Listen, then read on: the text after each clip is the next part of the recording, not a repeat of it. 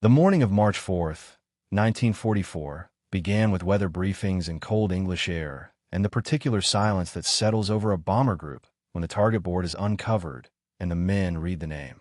The target was Berlin. The 8th Air Force had turned back twice already that week. Overcast both times.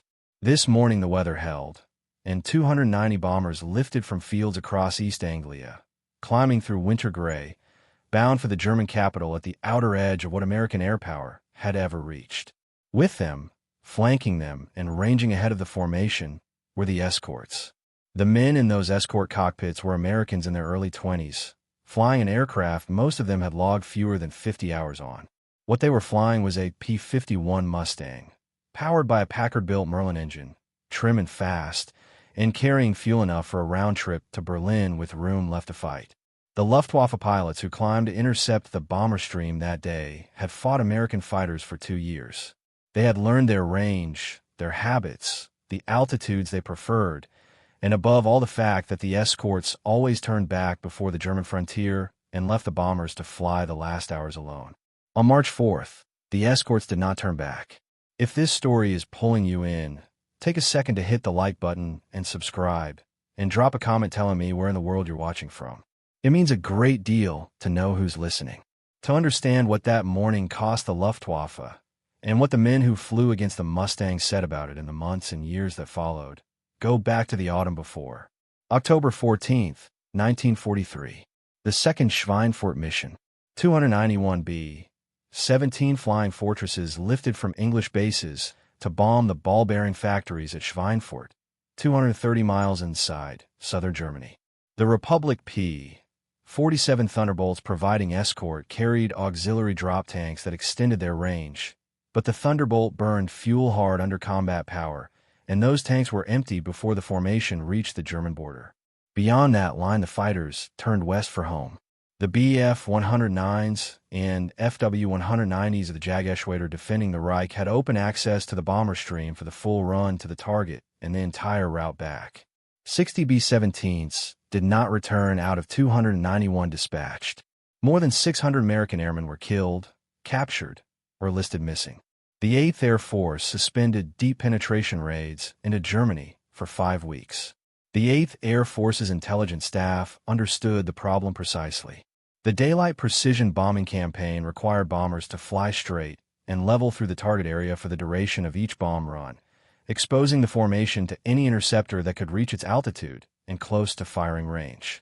The self-defense armament of AB-17G was substantial. 13 .50 caliber Browning machine guns covering arcs around the aircraft, and a tight formation generated enough interlocking fire to make a single uncoordinated attack costly. What could not stop was coordinated attacks by experienced pilots approaching from angles where multiple defensive guns could not track simultaneously. Without fighter escort at range, the arithmetic of attrition favored the defenders by margins the mission planners could not absorb indefinitely without stopping the campaign altogether. The P-51 Mustang's existence as the answer to this problem grew from an engineering accident. North American Aviation built the airframe in 117 days in 1940, under a British contract. In its original form with an Allison V1710 engine, the Mustang was fast and stable at low altitude, useful for reconnaissance and ground attack, but limited above 15,000 feet, where the Allison's single-stage supercharger ran out of breath. The aircraft that changed the war came from a different power plant. In 1942, Royal Air Force engineers removed the Allison from a Mustang airframe and installed a Rolls-Royce Merlin 61 with a two-stage, two-speed supercharger originally developed to extend the Spitfire's high-altitude capability. The test pilot's notes from that first flight are measured, as test reports are written to be, but the performance data they recorded was not. Speed at 22,000 feet reached 433 miles per hour. Ceiling improved by several thousand feet over the Allison variant. Handling at the altitudes where the heavy bombers flew, where the P-47 was working hard, remained sharp and controllable. The Merlin gave the Mustang airframe what its designers had built into it without knowing what engine would release it. American production used the Packard-manufactured Merlin 226, fitted to the P-51B production variant. With two 75-gallon drop tanks under the wings and an 85-gallon fuselage tank installed behind the cockpit, the P-51B carried fuel for a combat mission exceeding 1,500 miles. The round trip from East Anglian bases to Berlin measured roughly 1,200 miles. The arithmetic, which Goering would later insist was physically impossible, required only a map and a ruler. The 354th Fighter Group flew the first P-51B escort missions in the European theater in December of 1943, operating from Boxted in Essex. The 357th Fighter Group followed in January of 1944. The 4th Fighter Group at Debden, composed in part of pilots who had flown for the Royal Air Force as Eagle Squadron volunteers before American entry into the war, converted to P-51BS in February.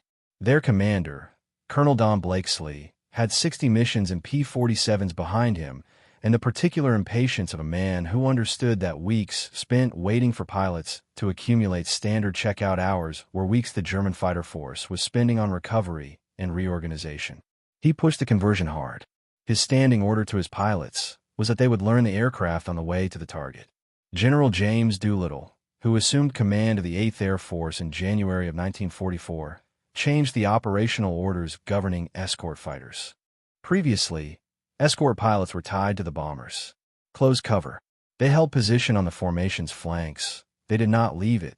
They did not pursue, and they initiated no offensive action beyond defending the aircraft immediately around them. Doolittle reversed this with deliberate intent. Escorts would still cover the bombers on the route in and out, but the fighters were now directed to range freely, hunt German aircraft wherever they found them, and pursue interceptions all the way down to the airfields the Luftwaffe lifted from. The strategic objective was destruction of the Luftwaffe as a functioning force by compelling it into daily attrition combat it could not sustain against American replacement rates. The behavioral change appeared immediately in the gun camera film reviewed at post-mission intelligence debriefings. P-51 footage from January and February of 1944 showed engagements across German airspace, attacks on parked aircraft at German fighter fields, and pursuit actions that extended well beyond the bomber stream's track. Several 8th Air Force intelligence summaries from this period, compiled from interrogations of German pilots captured in those early months and available through the Air Force Historical Research Agency at Maxwell Air Force Base, record German pilots describing a shift in where danger concentrated during an intercept, the approach phase, once the most manageable portion of the mission, had become the phase most likely to be broken up before it could develop, as P-51 escorts ranged ahead of the bomber stream and engaged German formations before they reached attacking position. Operation argument, called Big Week by the bomber crews, ran from February 20th through February 25th of 1944. Over 6 days, the 8th and 15th Air Forces struck aircraft factories, assembly plants, and Luftwaffe airfields across Germany and occupied Poland in the deepest sustained penetration American bombers had yet attempted. The P-51 groups flew the full mission profiles with the bombers and remained with them across German airspace, engaging interceptors at ranges previously beyond escort capability. American aircraft losses were substantial across those 6 days. German losses were also high, and they fell with unusual weight on experienced pilots whose accumulated skill the German training system could not regenerate before the air campaign turned decisively. German fighter production from factories actually increased through this period, a consequence of the dispersal and hardening program that Armaments Minister Albert Speer had been implementing. Bf-109G and FW-190A airframes came off production lines in sufficient quantity to replace aircraft destroyed in combat. What could not be replaced at equivalent rates were the men who flew them.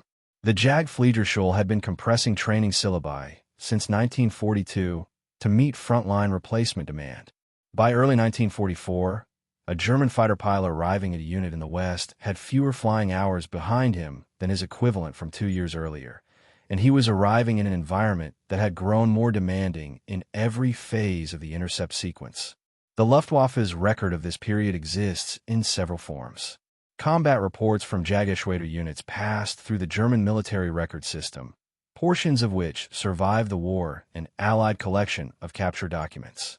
Post-war interrogation files from the Combined Strategic Bombing Survey recorded German commanders and pilots in the summer and autumn of 1945. Published memoirs added personal texture to what the institutional records provided. The two sources most directly relevant to what German pilots experienced when the P-51 Escort campaign hit full stride are Adolf Galland's memoir The First and the Last and Heinz Knoke's wartime diary published As I Flew for the Führer. Galland had held the rank of General der Jagdflieger from 1941 until January of 1945, the inspector of fighter forces for the Luftwaffe. Every combat report from every Jagdgeschwader along the Western Front and the Reich Air Defense Network moved through his staff. When consistent reports of American fighters operating over central Germany arrived in late 1943, he had the raw data before it was processed for higher command. When those reports extended to fighters over Berlin itself in early 1944, he brought the intelligence directly to Hermann Goering. Goering told him the pilots were wrong. The account of this confrontation is in Galland's memoir, corroborated and outlined by post-war interrogation records of Luftwaffe officers present for parallel conversations at Luftwaffe headquarters. Goering's stated position was that the range figures for American fighters made their presence over Berlin physically impossible. The distance from English bases exceeded what any fighter in the Allied inventory could fly on its fuel load. Any pilot claiming to have engaged American escort fighters over the German capital was either misidentifying aircraft types or manufacturing an excuse for combat failure. Goering directed that the reports be changed. American fighters were not to be logged as operating over Berlin. The engagements would be attributed to other causes. Galland refused. The argument was not simply about the accuracy of a set of combat reports. Accepting that the P-51 had arrived as a full-range escort meant accepting that the core strategic premise of the Reich Air Defense campaign had been overtaken. German fighter doctrine over the Reich rested on the assumption that the killing ground was German airspace, where bombers flew without support, and the Jagdgeschwader held every advantage of home terrain, short communication lines, and the ability to recover bailed-out pilots on friendly ground. The Mustang had ended that space, and Goering's refusal to accept the reports was a refusal to accept that the conditions under which the air defense campaign had been planned no longer existed. Galland documented his growing frustration in internal memoranda through the spring of 1944, portions of which were recovered by Allied forces in 1945.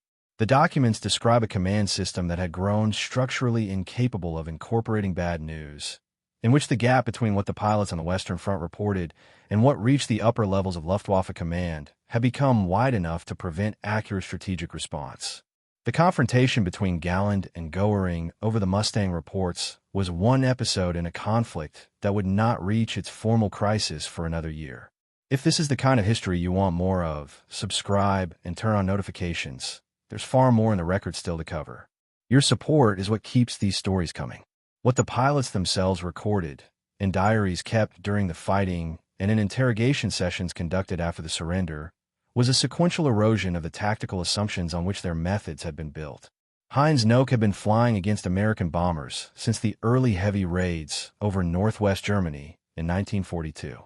By early 1944, he held 2 years of combat experience against American formations, wore the Knight's Cross, and maintained the kind of diary that a man keeps when he is trying to understand what is happening around him precisely enough to survive it.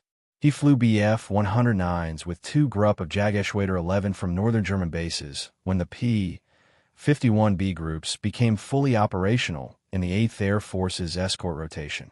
His diary entries from that spring record the tactical shift with the methodical detail of someone cataloging a change in the conditions of his trade, not the broad strokes of strategy, but the specific mechanics of what an intercept mission now required compared to what it had required 12 months earlier. What Knoke described was the geometry of interception under the new conditions. Against escorts flying close cover and limited by range, the approach to a bomber formation had features a German pilot could work with consistently. You positioned above and ahead, you built attack speed in a dive, you made your firing pass and extended away before the escort could respond, and you climbed to reset and repeat. The P-47 in close escort was near the ceiling of its effective high-altitude performance and could not pursue aggressively without abandoning the formation it was assigned to protect. A German pilot who understood this timing could operate in the gap between the escort's defensive obligation and its offensive latitude. The Mustang, ranging freely above and ahead of the bombers under Doolittle's orders, was fully competitive at altitude with fuel reserves large enough to sustain a long pursuit. A German pilot committing to an attack run on the assumption that the approach altitude was clear could find P-51s already positioned there, having swept ahead of the formation before the intercept developed. German units on the Western Front attempted several adaptations through the spring and summer of 1944. Some Jaggruppen shifted their attack approach angles, coming in from below the bomber stream rather than diving from above, to reduce the window in which P-51 escorts at altitude could react to an inbound interceptor. The tactic achieved partial success in specific engagements and introduced new vulnerability in others. Coordinated attacks using multiple elements simultaneously, designed to occupy the escorts across more threat vectors than they could cover at once, required the rehearsed coordination between experienced flight leaders that attrition and veteran pilots had been making progressively harder to field reliably. The tactical solutions that were available all required the same ingredient the Luftwaffe was running out of: pilots who had done it enough times to execute it without the lag that cost the initiative. The accounts left by German pilots who survived this period describe the Mustang in consistent terms across a range of sources. The most direct statement in the surviving record belongs to Galland himself, who wrote in the first and the last that when his fighter controllers confirmed American escorts operating over the German heartland, he understood that the conditions under which they had been fighting the bomber war were finished. He did not frame this as a gradual realization. He framed it as a specific recognition, tied to specific reports about a specific aircraft type that the Luftwaffe's command insisted could not be there. Knoke's diary entries from the same period are less formal, but equally direct. He records not the shock of a single engagement, but the cumulative weight of missions in which the intercept sequence he had developed and refined over 2 years no longer produced the results it once had. His entries do not read as the writing of a man processing defeat from a distance. They read as the notes of a man trying to revise his methods and finding that what the situation requires exceeds what the available forces can supply. The broader pattern that emerges across Jageschwader reports from this period reflects what Knoke was recording at the individual mission level. German units that had developed precise rhythms for intercepting unescorted or lightly escorted formations found themselves spending increasing fractions of each mission in evasive maneuvering against P-51 sections positioned between the intercept unit and the bomber stream, rather than pressing through to the bombers. Several unit diaries from this period, portions of which survived the war and are available through German federal archives, note an increasing proportion of missions in which the Jaggruppe made contact with American escorts before reaching effective attacking range on the bombers, a pattern that had been occasional before the P-51 became the standard escort type and became the expected condition afterward. A detail that appears in several Luftwaffe accounts and in Allied intelligence reviews of captured German radio traffic bears attention for what it reveals about the pace of adaptation to the Mustang. The P-51B's visual profile, at range and in certain aspects of its silhouette, resembled the Bf-109G closely enough that German pilots and ground radar controllers made identification errors in combat. The long engine nose, the slim fuselage line, the aspect ratio of the wings and a banking turn, all of it placed the Mustang in a visual category close to the most common German fighter in Reich air defense operations. Allied intelligence reviewing captured Luftwaffe communications found instances where ground controllers had plotted P-51 formations as Bf-109s on radar boards and directed German interceptors accordingly, producing situations where German units briefed to find bombers flew below P-51 sections already above them and reported no enemy contact. The errors were corrected through updated recognition training and briefings distributed across the Jageschwader. But the months during which that correction was still being implemented coincided precisely with the period when the American escort campaign was pressing hardest. The Combined Strategic Bombing Survey interrogation records, archived in Record Group 243 at the National Archives and Records Administration in Washington, provide the most systematic post-war account of how German pilots describe the Mustang's operational effects. Interrogators worked through the Luftwaffe officer corps across the summer and autumn of 1945, from Geschwader commanders down to individual frontline pilots. The transcripts record, across multiple units and across the months of that process, a consistent account of tactical initiative lost specifically and identifiably at the point when the P-51 became the standard escort on deep penetration missions, not before and not as part of some generalized deterioration, but as a change locatable at a specific point in the operational timeline. What the interrogation files also document, in answers to questions about specific intercept phases, is how the distribution of danger shifted. In the period before the full P-51 escort, the most dangerous moment for a German pilot during an interception was the passage through the bomber formation's concentrated defensive fire at close range, the crossfire from multiple gun positions that a pilot had to fly through to reach effective firing distance. After the Mustang escort became standard, the most dangerous phase moved to the approach, the period before the German pilot had committed to his attack vector, when P-51 sections already at altitude could engage the interceptor before it reached attack speed and before the German pilot had located the threat from above. Multiple units described this shift in their interrogation accounts, and they located in time with the arrival of the P-51 as the primary escort type. One thread that runs through multiple interrogation summaries concerns the Sturmgruppe formations. The Luftwaffe began organizing these in mid-1944, equipping them with FW-198 variants fitted with supplemental armor, plating, and twin 20mm cannon gondolas under the wings. The Sturm aircraft were designed to penetrate the 50 caliber defensive fire of American bomber formations and close to short range. The concept produced documented results in early deployments. The additional armor allowed the FW-198 Sturm variants to absorb defensive fire that would have stopped an unarmored fighter and still press the attack to effective cannon range. The structural problem was speed. The weight of the armor and weapons reduced Sturm variants below standard FW-198 performance, and a slow aircraft committed to a predictable attack vector through a section of the bomber stream was precisely what a P-51 section hunting from above could identify and intercept before the attack reached the bombers. Sturmgruppe commanders made repeated requests for dedicated top cover, separate Bf-109 formations assigned specifically to protect the attack aircraft from American escort fighters, while the FW-190s pressed their runs. The request was tactically coherent. The ability to provide it consistently in sufficient strength was what the Luftwaffe no longer had. The Bf-109 units that would have flown those screening missions were absorbing their own daily attrition in intercept operations across the Reich, and the experienced pilots capable of engaging P-51 formations effectively were among those being killed or medically rotated out of frontline service faster than the training pipeline could match them. Johannes Steinhoff commanded Jägerschwader 77 through 1943 and in 1944.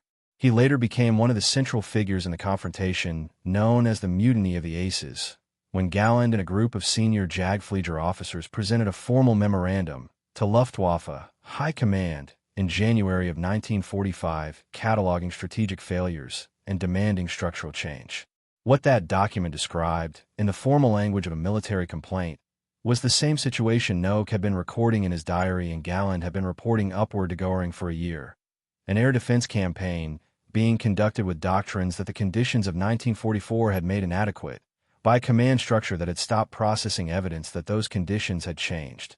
Goering had Galland relieved of his command and assigned to lead the small Me-262 jet fighter unit Jagdverband 44, staffed with decorated aces who had become politically inconvenient. Steinhoff was severely burned in a Me-262 undercarriage failure in April of 1945 and survived. Both men wrote about the air war in the years after the surrender. The attrition in experienced German fighter pilots through the spring and summer of 1944 was the structural condition underneath everything else the accounts described. German casualty records and post-war reconstruction through the combined strategic bombing surveys analysis show the average frontline experience in Jägerschwader units on the Western Front declining through the months when American escort operations were most intensive. Experienced aces continue to fly and score through this period. What those men lacked was the experienced support network of wingmen and flight leaders that had once allowed coordinated multi-element tactics to function reliably. A formation led by a pilot with 200 missions behind him and composed of wingmen with 20 or 30 was not a formation that could consistently execute the complex coordinated attacks the operational situation required, or provide the aggressive top cover screening the Sturmgruppe concept depended on. Galland survived the war and died in January of 1996. His memoir The First and the Last appeared in German in 1953 and in English translation the year after, and has remained in print continuously since. Knoke survived the wounding that ended his combat flying in the summer of 1944 and lived until 2003. His diary remained one of the more closely read personal accounts of what the air war over Germany looked like from a Jagdflieger cockpit, cited by historians working on the strategic bombing campaign for the operational precision of its daily entries and for the plainness with which it recorded conditions without the retrospective shaping that memoir writing often introduces. Both men had spent years inside a command culture that rewarded the delivery of acceptable news and penalized accurate reporting of conditions that reflected badly on the Luftwaffe's position. Galland's memoir is partly an account of what it cost to insist on accuracy inside that environment, and specifically what it cost to insist that the P-51 had arrived as a full-range escort, when Goering had ordered the reports changed to say otherwise. Knoke's diary is the record of someone operating below the level where that institutional pressure was most acute, keeping a contemporaneous account that tracked what he actually encountered rather than what the reporting chain expected to receive. Together they described the same aircraft and the same tactical reality from two vantage points separated by several ranks in the Luftwaffe hierarchy, and the description is the same. The aircraft they flew against is preserved in numbers that reflect what it became to the men on both sides of the fight. Airworthy P-51D Mustangs fly at warbird gatherings across the United States and Europe. Several hundred survive in museum collections. The records of the 354th and 4th Fighter Groups are at the Air Force Historical Research Agency at Maxwell Air Force Base in Alabama. The Combined Strategic Bombing Survey interrogation transcripts are at the National Archives in Washington. The combat reports from the Jagdgeschwader units that survived the war and Allied collection are in German archives, and in the capture document files the Allies assembled in 1945. What the men who flew against the Mustang recorded, in combat reports written the day of the missions, and in interrogation sessions after the surrender, and in books published across the decades that followed, was consistent across all those years and all those formats. They describe an aircraft that arrived at ranges they had been told were impossible, flown by pilots who had been ordered to find them rather than wait for them. And they described in plain terms what it cost their formations and their tactics to absorb that fact. Some of those accounts are in documents filed on the days the missions were flown. Some are in books that have been on library shelves for 70 years. The record is at the archives, and it is there for anyone who looks. Thank you for staying with this until the end. If what you heard here stayed with you, the other films on your screen carry the story forward. Subscribe if you haven't, and I'll see you in the next one.